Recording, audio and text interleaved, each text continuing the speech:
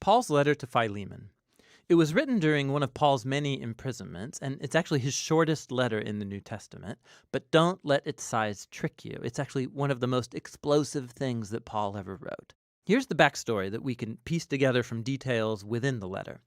Philemon was a well-to-do Roman citizen from Colossae who likely met Paul during his mission in Ephesus, and he became a follower of Jesus. Then later, when Paul's co-worker Epaphras started a Jesus community in Colossae, Philemon became a leader of a church that met in his house. Now, Philemon, like all household patriarchs in the Roman world, owned slaves, one of whom was named Onesimus. And at some point, these two had a serious conflict. Onesimus wronged Philemon in some way. Maybe it was theft, or maybe he cheated him. We don't exactly know. But afterwards, Onesimus ran away. Eventually, Onesimus came to Paul in prison, likely to appeal for help. And in the process, he became a follower of Jesus and then a beloved assistant of Paul. And so Paul finds himself in a very difficult and delicate situation as he writes this letter. He's going to ask Philemon not just to forgive Onesimus and receive him back, but to embrace him as a brother in the Messiah and no longer as a slave. Here's how he does it. Paul opens with a prayer, first praising Philemon and thanking God for the love and faithfulness he's shown to Jesus, to his people. And he then paves the way for his request with this line: I pray that the partnership that springs from your faith may effectively lead you to recognize all the good things at work in us, leading us into the Messiah. Now, a key word here is partnership, or in Greek, koinonia. It means sharing or mutual participation. It's when two or more people receive something together and share in it, becoming partners. Paul's saying that faithfulness to Jesus means recognizing that all of his followers are equal partners who share together in the gift of God's love and grace. And for Paul, this experience of koinonia among Jesus' followers, it's not just an idea that you think about, it's something that you do in your relationships. Which moves Paul on to his request. He finally brings up Onesimus. He says that he's become Paul's child in prison, meaning that Paul led Onesimus to dedicate his life and allegiance to Jesus, and so Paul and Onesimus are now family members in the Messiah. He's been serving Paul faithfully in prison, and even though Paul wants to keep him around, he knows that this unresolved conflict with Philemon has to be reconciled if they say that they're followers of Jesus. Which moves Paul on to his bold request, that Philemon receive Onesimus back, no longer as a slave, but as more than a slave, as a beloved brother in the Lord. Now, this is a really tall order. Under Roman law, Philemon had every legal right to have Onesimus punished or put in prison, and Paul's not only asking him to forgive Onesimus, but to welcome back his former slave into Colossae as a social equal, as a family member. This is way more than kindness. This is unheard of.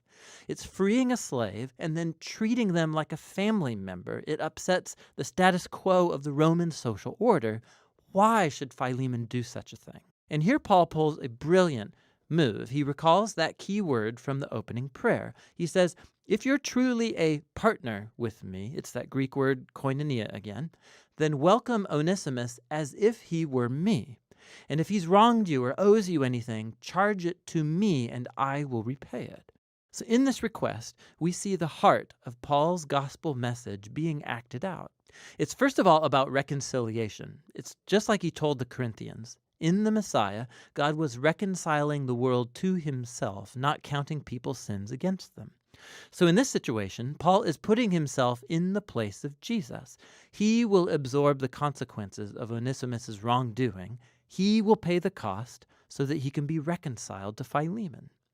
But Paul's message was about more than just a legal transaction. It's also about koinonia. Onesimus and Philemon and Paul are all equals before God. They all share the same need for forgiveness. And so the ground is level before the cross, which means that Philemon and Onesimus can no longer relate to each other as master and slave. They're family members. They're brothers in the Messiah. Or as Paul told Philemon and the whole church of Colossae, in God's new family, people are not Greek or Jewish or circumcised or uncircumcised or foreigners or uncivilized or slave or free. but the Messiah is all and is in all people. Paul closes the letter stating his confidence that Philemon will do even more than Paul's requested, and he asks him to prepare a guest room because he wants to visit as soon as he gets out of prison. And then with some final greetings, Paul ends the letter. Paul's letter to Philemon is powerful for many reasons. It's the only letter where Paul doesn't explicitly mention Jesus' death or resurrection, and this is not an oversight. He doesn't need to explain the cross with words because he's demonstrating it through his actions. Paul's embodying here the meaning of the cross. He has made himself the place through which Onesimus and Philemon are reconciled to God and then to each other. This letter also shows us that the implications of the good news about Jesus, they are extremely personal and never private. The fact that Philemon and Onesimus are now brothers in the Messiah, it makes their master-slave relationship totally irrelevant. The family of Jesus' people is the place where all are equal recipients of God's grace. It's a new kind of society, or a new humanity, as he called it in the letter to the Colossians, where people's value and social status, it's not defined by race or gender or social or economic class. In the Messiah, there are simply new humans who are equal partners, who share together in God's healing mercy through Jesus. And that's what Paul's letter to Philemon is all about.